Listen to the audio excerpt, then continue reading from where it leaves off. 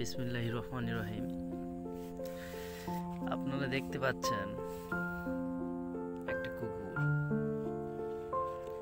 সে যদিও কুকুর, প্রত্যেকটা প্রাণী আল্লাহর সৃষ্টি।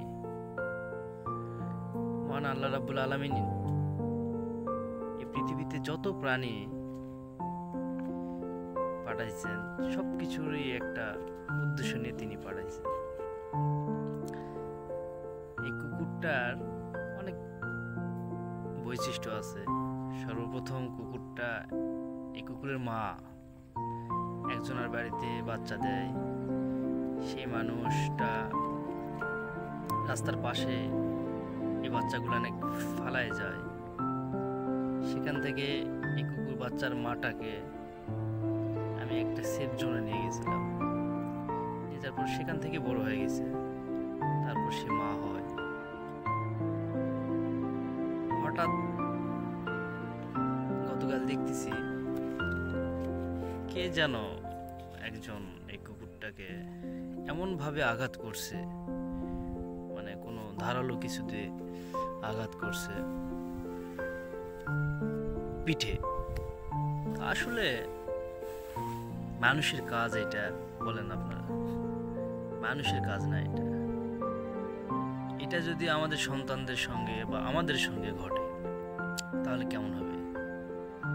আমরা কথা বলতে পারি, প্রতিবাদ করতে পারি, মামলা করতে পারি, প্রতিশোধ নিতে পারি। সেই জন্য আমাদের মূল্য আছে, আমাদের কথার মূল্য আছে।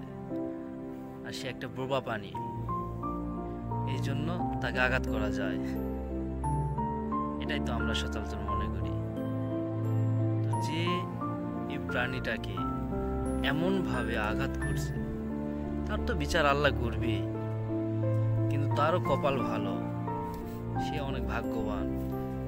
কেউ যদি জানতো যে এই কুকুরটাকে এমন ভাবে কে আঘাত করছে, আমি আমার এলাকার যত ছেলে পেলে আছে সকলে হয়তো বা এমন পর্যায়ে গেছিল যে তাকে কি করবে তারা নিজেই জানতো না।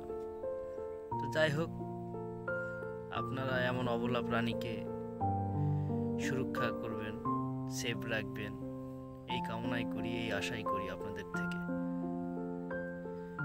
এমন প্রাণীকে, বোবা প্রাণীকে এমনভাবে আঘাত করাটা কাম্য নয়। খুব কষ্ট পেয়েছি।